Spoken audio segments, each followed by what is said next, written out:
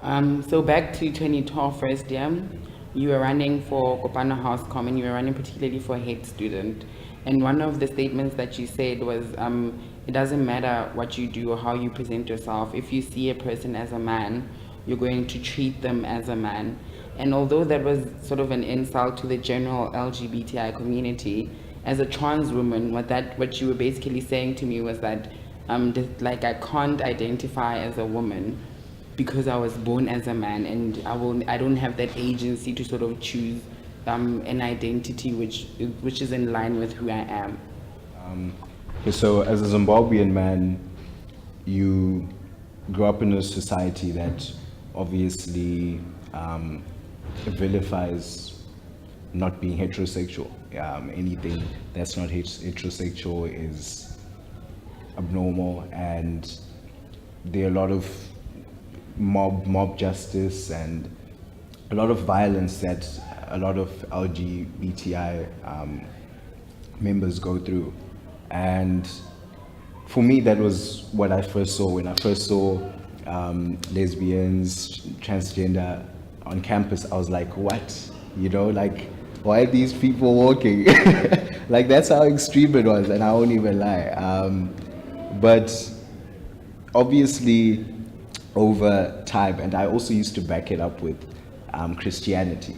So breaking down, okay, I just said this, and as much as I got an applause from the guys that were in the room, I got one or two confrontations about it, personal confrontations. And it made me start thinking, okay, and as much as I felt like, okay, I agree with what I said and I truly believe in what I said, why do I think like that? And I've offended, even if it was 3 or 4 people, I had offended people.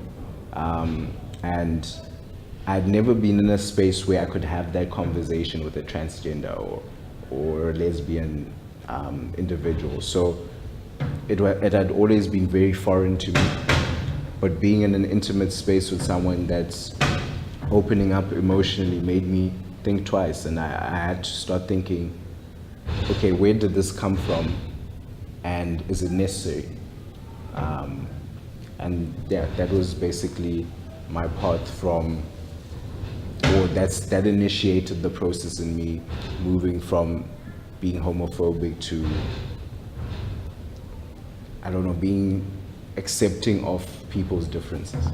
It was very challenging because I had to break the Christian barrier first. I had to break the societal barrier first. I had a lot of Zimbabwean friends, so it was also very challenging to, or not even Zimbabwean friends, black male friends. And it was very challenging to get them to understand that I don't have a right to dictate how someone else lives their life. And as long as we have mutual respect, I'm a straight man, you're transgender, you're lesbian, you're gay, as long as that mutual respect exists, that shouldn't, our sexual preference shouldn't create a barrier between us communicating and sharing a friendship. You are well known for being a feminist and a patriarch, so I would just like you to elaborate on that. I honestly feel it's an obligation for me to be a feminist because of the women in my life, my mother, my sisters. So as much as I may not identify with the everyday first person struggle, it's something that I have to identify with because it affects important people in my life. But I also still hold on to certain things in patriarchy, so I would call myself a feminist and a patriarch. That may seem as a bit of a contradiction, but the truth is no system is perfect, and I'm slowly, as I'm growing or maturing, weeding out certain negative things that are in patriarchy. But to tell me to totally remove patriarchy from myself is basically asking me to remove my skin. because I've been raised in an African society which is patriarchal, and there's certain strengths in my personality, in my character, that stem from patriarchy. Things like chivalry, being a gentleman, those are strands of patriarchy. And I think patriarchy has different shades.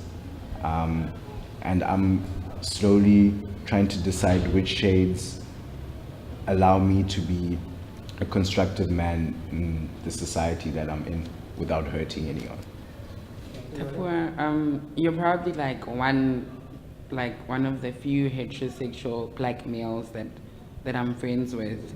So my question would be, how, like, I do notice, like, for example, yesterday at the Mbizo, only females were engaging with the issue of transgendered people in the political struggle. So what I want to know is what benefit is there to males or black males in terms of engaging with this issue? I think I personally feel to come into this space, a university setting, and not challenge your mindset is a waste of the experience. And if I measure the amount of growth that I have experienced, so personally, socially, in all spheres of life, by actually now opening myself up to understanding other people and understanding why other people act the way they act, it's opened up a whole range of opportunities, you know, even if it's from just something social to a party or a business partnership, or it just made me realize how my narrow-mindedness was actually limiting the amount of opportunities that I could have.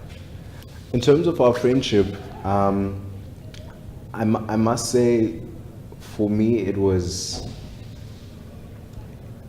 you know, it was a very gradual thing, because I was also working with, you know, certain mental barriers I had.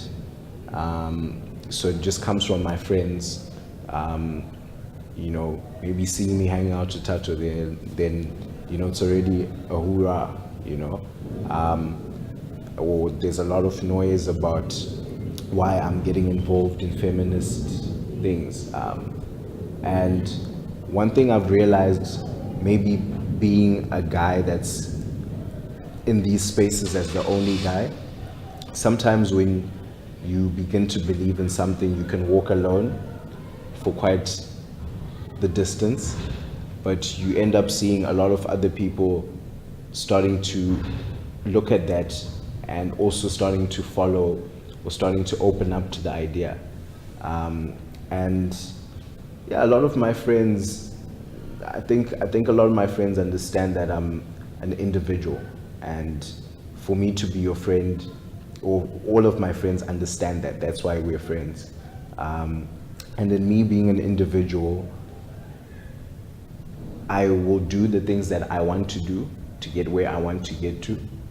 And if your friends see certain positive traits in you doing certain things that they thought were wrong, they automatically, I don't know if we can call it peer pressure or whatever, or a positive peer pressure, but I've seen that in the group of my friends, there's positive peer pressure in that regard.